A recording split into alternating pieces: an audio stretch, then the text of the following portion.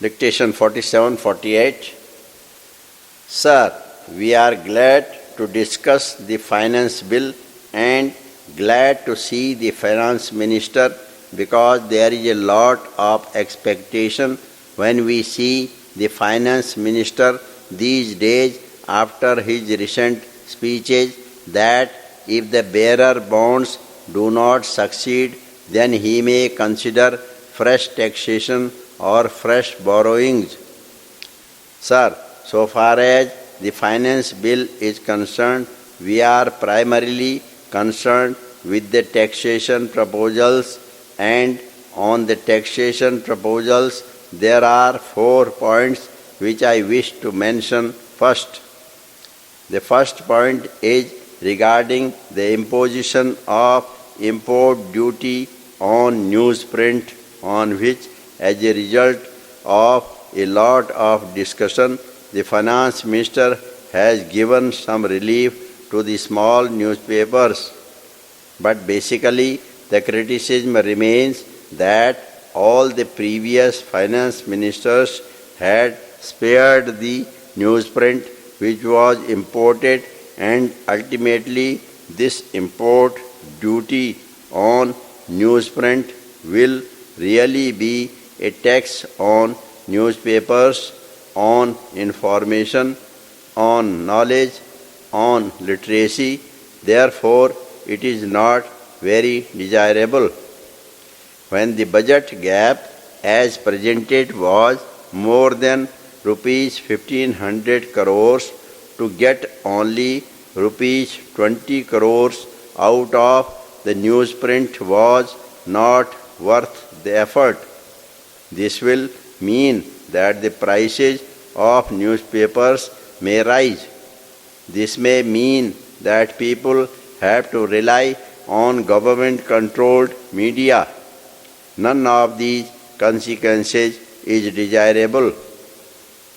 The second point I wish to on the taxation proposals is that the finance minister has mentioned that some changes are to be made to provide power to the central government to exempt or reduce income tax or surtax in favor of people involved in the oil business.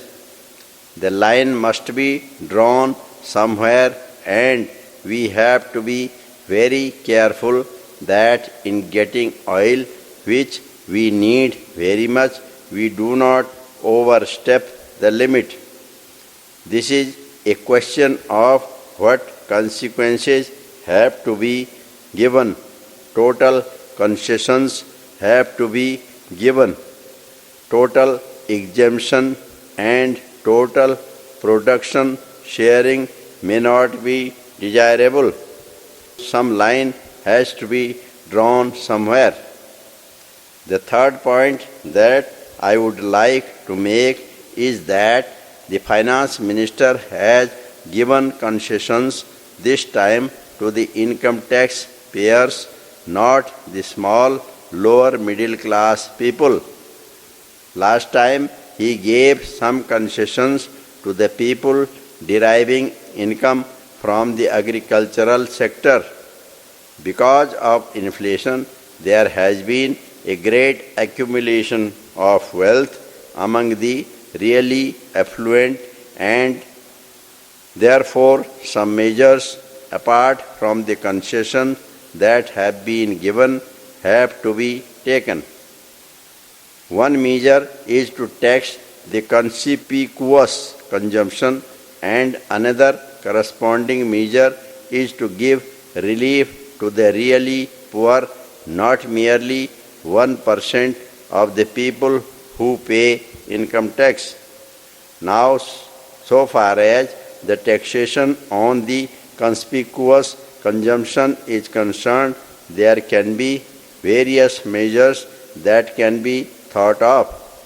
Prices of essential commodities are going up.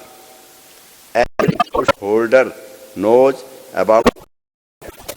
So the concessions should not have been given only to poor but also to the class people who are facing hardships due to the high inflation and high prices.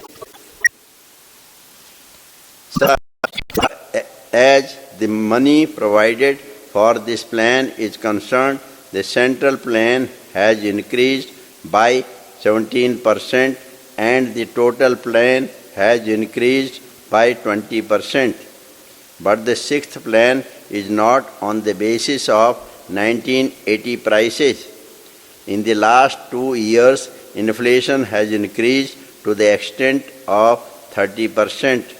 Therefore, the increase in the real terms will not be very much. The problem is that so far as production is concerned, it is neither in the agricultural sector or the industrial sector. In agricultural sector, the rain gods have been generous and the production has been good.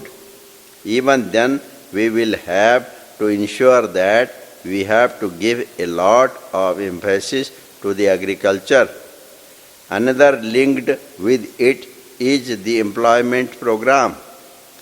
I have raised it before and the finance minister had said that the planning commission was looking into it. Now the planning commission has also examined it, but ultimately the budget was reduced. It was said that the states will provide the matching amounts.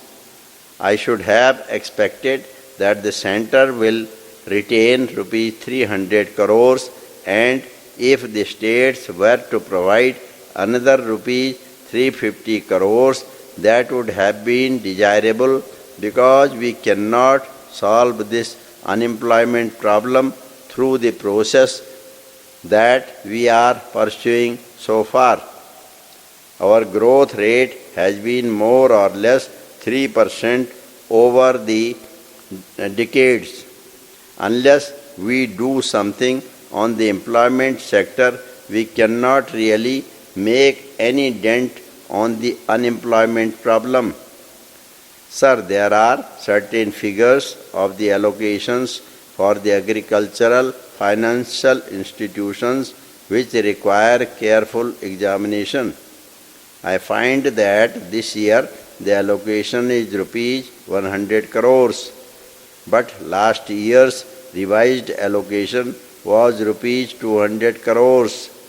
Now it is necessary that we do provide more funds for the agricultural sector because, as everybody knows, more employment can be generated in the productive agricultural sector.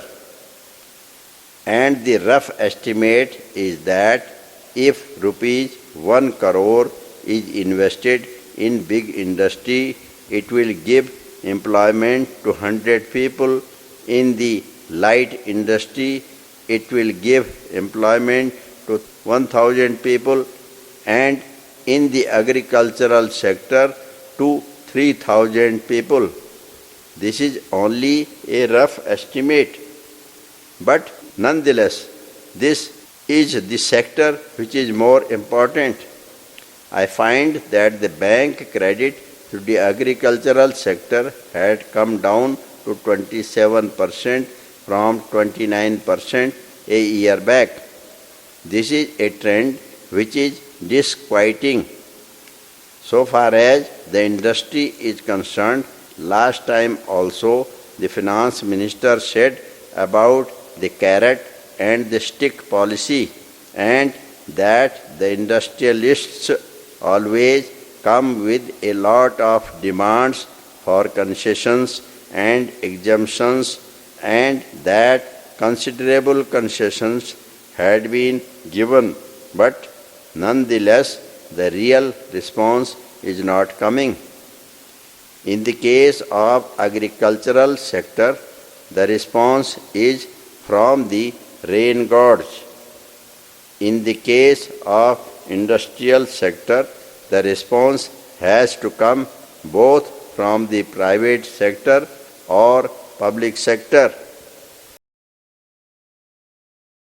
अगर आपको हमारा dictation अच्छा लगता है, पसंद आता है, तो आप हमारे चैनल को सब्सक्राइब करना ना भूलें, जिससे कि आने वाला नोटिफिकेशन सबसे पहले आपको मिल सके।